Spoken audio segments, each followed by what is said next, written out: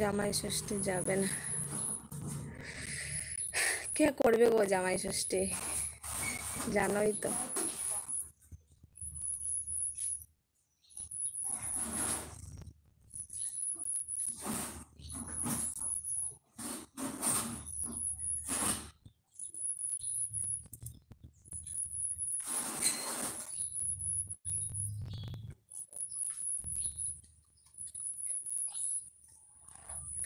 মা ছাড়া বাবার বাড়িটাই ফাঁকা, পুরোই ফাঁকা থাকে।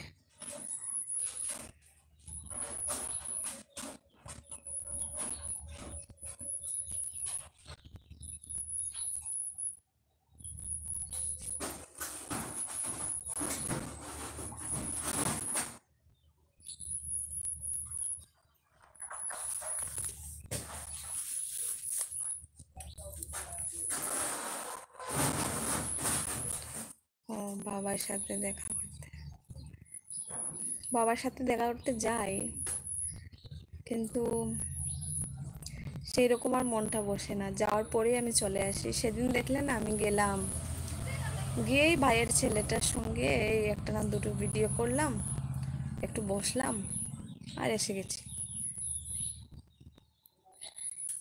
মা না থাকলে গেলে কে বলবে বলো যে কিছু খাবি, বানাবো কিছু, কেউ বলার নেই গো। মা ছাড়া বাবার বাড়িটাই অসার, কোনো সার থাকে না। আর বাবা তো জানোই কাজে কর্মে থাকে, ছেলে মানুষের এতটা মানে মেয়েদের মতো থাকে না।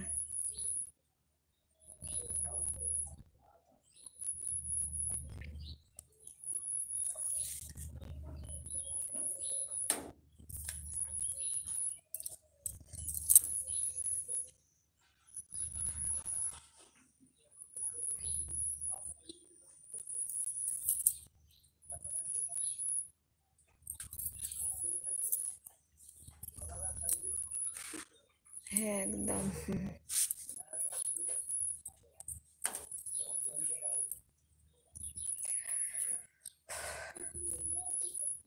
বাবার বাড়ি গেলে তোমার মা বাবা যদি থাকে তো বলবে থাক, কতদিন থাক, কি খাবি বল, জামাই কেন আসলো না, বা জামাইকে এনেছিস, জামাই কি খাবে, এইসব কিছু মা বাবাই মানে মায়ে বেশি করে খেয়াল করে। বাবা তো হলো এনে দেওয়ার লোক, মানে ওকে বললে উনি আনবেন, কিন্তু মা তো বলে দেয় না। তো এখন আর কোনো কিছুর খবর থাকে না।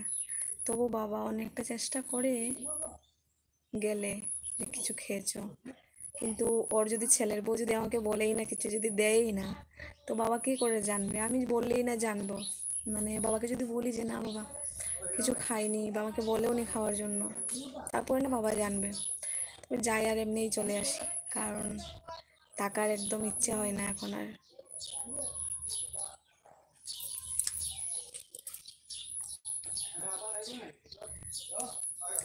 গেলে পরে যেখানে দেখতাম যে মা এখানে বসে থাকতো, মা আমার সঙ্গে ওই গল্পটা করেছিল এখানে বসে, মা ওই জিনিসটা করেছিল, তো গিয়ে গিয়ে দেখি যে মা তো নেই, মা যেখানে ঘুমোতো সেখানে মা নেই।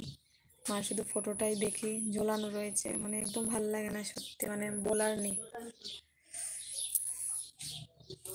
আমার।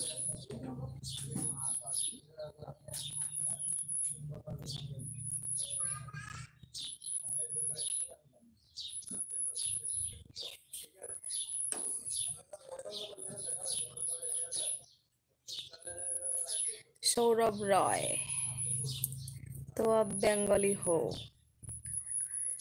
तो मैंने बोल रही थी कि आपने जो कमेंट किया, क्या लिखा, समझ में नहीं आया। हम आपके कार के नीचे जाना जाना, पर हमारा हाल क्या होगा बोलो। ये तो फनी टाइप का कमेंट हो गया, लेकिन मेरे समझ में नहीं आया वो अच्छा वाला है या बुरा वाला कमेंट है।